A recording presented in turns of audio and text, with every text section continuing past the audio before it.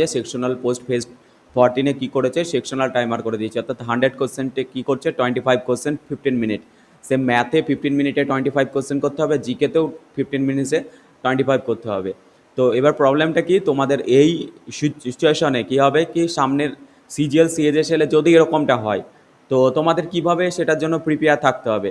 দেখো এই sectional timer যেটা সেট করছে, সেই সেকশনাল টাইমারের এই কথাটার উপর নির্ভর করে না ইউটিউব মার্কেটে বিভিন্ন টিচার থেকে শুরু করে সমস্ত তোমাদের এখন স্টার্ট করবে ভুল বোঝানো। জিকে টিচার আসে সে বলবে জিকে তুমি পড়ো, কারণ জিকেতেই তোমাকে সিলেকশন দেবে। ম্যাথ টিচার আসলে বলবে ম্যাথের দেবে। কিন্তু এর পেছনের রিয়ালিটিটা কি, মানে এটাতে তোমাদের প্রবলেম হচ্ছে না কি হচ্ছে সেটা ভালো করে ডিটেলস একটু জেনে নাও। দেখো সেকশনাল টাইমার থাকার লাভটা কি লোকসানটা কি আগে ভালো করে বুঝবে।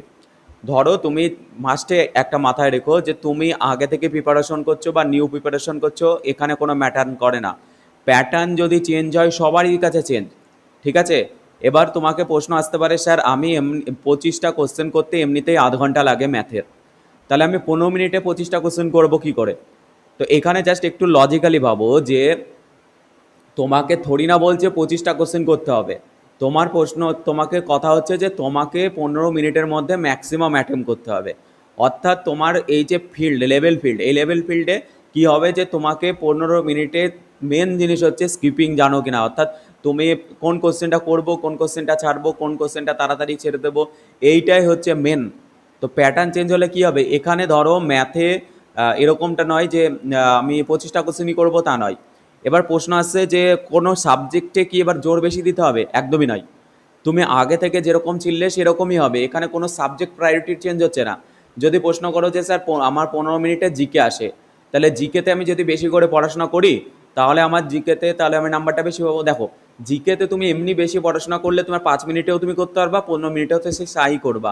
এখানে এরকমটা নয় যে জিকে বেশি টাইম দিয়ে দিলে বলে বেশি নাম্বার পাবে। কিন্তু ম্যাথ আর ইংলিশ তোমার ডিসাইডার হবে কেন, বুঝে নাও। দেখো ইংলিশে হচ্ছে ইউজুয়ালি তুমি 10 থেকে 12 মিনিট টাইম দিতে, এবার তোমাকে টাইম পাবা 15 মিনিট। তো সেক্ষেত্রে প্যারাজাম্বল, ক্লোজ টেস্ট, প্যাসেজ এই টাইপের কোশ্চেনগুলোতে তুমি একটু বেশি টাইম পাচ্ছ। তো ইংলিশে যারা স্ট্রং তারা এগিয়ে যাবে, 1 নাম্বার। 2 নাম্বার হচ্ছে তোমাদের ম্যাথটা ভালো করে ইম্পর্টেন্ট, ভালো করে শোনো, এই জিনিসটাতে সবাই কনফিউজ হবে। দেখো তোমার প্রথমেই প্রশ্ন হচ্ছে যে স্যার ম্যাথ কি, ম্যাথে 15 মিনিটে 25টা কেন, এটা তো সম্ভবই না। কিন্তু এবার বোঝো ভালো করে, এখানে আগে কি হতো, 1 ঘন্টাতে যদি তোমার 100টা প্রশ্ন করতে গেলে কি করতে হতো যে ম্যাথের জন্য ম্যাক্সিমাম 25 থেকে 30 মিনিট সবাই রাখতো, তার আগে সমস্ত সাবজেক্টগুলো করে নিত ম্যাথের। এবার সেই টাইমে কি হতো যে আধ ঘন্টার মধ্যে তোমার 25টা কোশ্চেন করতে হতো, ঠিক আছে, ম্যাক্সিমাম এটাই। এবার সেই সিচুয়েশনে ধরো কেউ পড়াশোনা মিডিয়াম করেছে আর কেউ একটা প্রচুর ভালো পড়েছে, পেপার এসেছে ইজি টু মডারেট। তো কি হবে যে ইজি টু মডারেট হলে যারা মোটামুটি পড়েছে তারাও 45-এর কাছাকাছি নাম্বার নিয়ে চলে আসছে ম্যাথে, আর যারা খুবই ভালো পড়েছে তারা 48, 50। তো ওইখানে তোমার মোটামুটি পড়া আর প্রচণ্ড ভালো পড়া, মানে বেশি খেটেছে, সেই দুটোর মধ্যে ডিফারেন্সিয়েট থাকে না, যার ফলে কাট অফ বেশি তো যাই, প্লাস অতটা মানে প্রিপারেশন যে কে বেশি করেছে সেটার ফারাক থাকে না। কিন্তু যখন সেকশনাল টাইমার এরকম কমিয়ে দেবে তখন কি হবে, দেখো এখানে যে ভালো ম্যাথ উইথ টাইমার ধরে প্র্যাকটিস করবে, সেকশন মানে কি সিলেকশন যে সেকশনাল টেস্টগুলো হয় সেগুলো দেবে, সে তোমার অ্যাকচুয়ালি এগিয়ে যাবে। এগিয়ে কি করে যাবে কেন বলছি, কারণ তার হাতে ধরো তোমায় আছে 25টা কোশ্চেন করার, যে যত ম্যাথ প্র্যাকটিস করবে উইথ টাইমার সে তত কি করবে, বেশি কোশ্চেন এগিয়ে নিয়ে যেতে পারবে, করতে পারবে অ্যাটেম্প। যে মিডিয়াম পড়ছে, নর্মাল পড়ছে, সে তো টাইমারের মধ্যে 10 থেকে 12টা করতে পারবে। যে ভালো পড়েছে সে 20টা পর্যন্ত চলে যাবে, ইজি কোশ্চেন আসলে এমনটা হতে পারে 25টাও করতে পারে। তাহলে এখানে কি হবে, যে বেশি পরিশ্রম করছে সে তোমার এগিয়ে যাচ্ছে। এবার পরিশ্রমটা কিসের, দেখো আগে ছিল সমস্ত অঙ্ক করতে হবে, এখন তোমার মেন ফ্যাক্টর হয়ে যাবে কি, ডিসাইডার হবে যে তুমি কোন কোশ্চেনটা করবো, কোন কোশ্চেনটা ছাড়বো। আমি যেমন আগের ভিডিওতে বারবার বলছি যে সিলেকশন শুধুমাত্র জাস্ট সিলেবাস কভার করলে হয় না, তোমাকে কি করতে হবে, উইথ টাইমার প্র্যাকটিস করতে হবে, ঠিক আছে। এবার এই সিচুয়েশনে সব থেকে মেন জিনিস একটা মাথায় রাখো, যেটা কনফিউজড হবা, এখানে তোমার বিভিন্ন টিচার নিয়ে আনবে যে 15 মিনিটে 25টা কোশ্চেন করতে হবে, এই প্র্যাকটিস ব্যাচ নাও।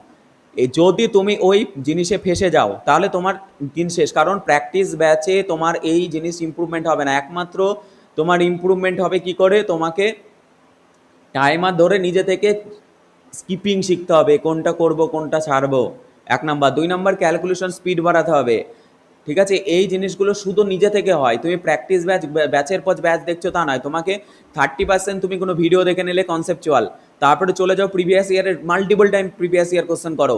আর এই টাইমে কারা এগাবে দেখো, 1000 রকমের প্রশ্ন করে এগাবে না। যারা একটা কোশ্চেন বারবার বারবার প্র্যাকটিস করেছে তারা এগিয়ে যাবে, কারণ তারা প্রচুর তাড়াতাড়ি সলভ করতে পারবে। ঠিক আছে, তোমার টাইমার সেট করে যদি পরীক্ষায় প্রশ্ন আসে, বেশি টাফ প্রশ্ন আসবে না, তোমার ইজি থাকবে। এবার প্রবলেম হচ্ছে তোমাকে একই কোশ্চেন যে বহুবার টাইমার ধরে প্র্যাকটিস করেছে না, তারাই কিন্তু অনেক কোশ্চেন অ্যাটেম্প করতে পারবে। তো এখানে আমি একটা কথাই বলবো যে যারা জিকে আছো বা সমস্ত টিচার বিভিন্ন রকম মিসকনসেপশন দেবে, কিন্তু ভালো করে বোঝো, যদি প্যাটার্ন চেঞ্জ হয় সবারই জন্য লেভেল ফিল্ড এক। ঠিক আছে, অর্থাৎ তোমার কাছে 15 মিনিটে 25টা কোশ্চেন করতে দিতে হলে অন্যজনের কাছে, অন্যরা যেন বেশি টাইম পাচ্ছে তা নয়। ঠিক আছে, তো তোমাকে এটা মাথায় রাখতে হবে যে আমার মেন জাস্ট পড়াটা চেঞ্জ হচ্ছে না। ঠিক আছে, সিলেবাস তো চেঞ্জ নয়, পড়া তো চেঞ্জ সেম থাকবে, কিন্তু তোমাকে দুটো জিনিসে ফোকাস রাখতে হবে। একটা হচ্ছে তোমার ম্যাথে টাইমার ধরে প্র্যাকটিস বেশি করতে হবে, সেকশনাল টেস্ট প্রচুর পরিমাণে লাগাতে হবে। আর 2 নাম্বারটা কী হচ্ছে, 2 নাম্বারটা হচ্ছে তোমাকে মাথায় রাখতে হবে যে এখানে কোনো একটা সাবজেক্টে বেশি প্রায়োরিটি নয়। ঠিক আছে, সমস্ত সাবজেক্ট এখন টিয়ার 2 দিতে হবে। তো তোমাকে এখানে তোমার ডিফারেন্সিয়েট হয়ে যাবে কে বেশি টাইমার ধরে প্র্যাকটিস করেছে, কে বেশি মক টেস্ট লাগিয়েছে, কে বেশি সেকশনাল টেস্ট লাগিয়েছে। তো এইখানে মেন আমার এইটাই কথাই বলা ছিল যে প্যাটার্ন চেঞ্জ হয়ে কোনো কিছুই হচ্ছে না, তোমাদের জাস্ট এখানে অ্যাকচুয়ালি কাট অফ কম যাবে। আর মেন জিনিস হচ্ছে তোমাকে এখানে যে রিয়েলি প্র্যাকটিস করে স্কিপিং করে টাইমার ধরে তারাই একমাত্র এগোবে। তো বেস্ট অফ লাক, আমার এইটুকু বলাই ছিল।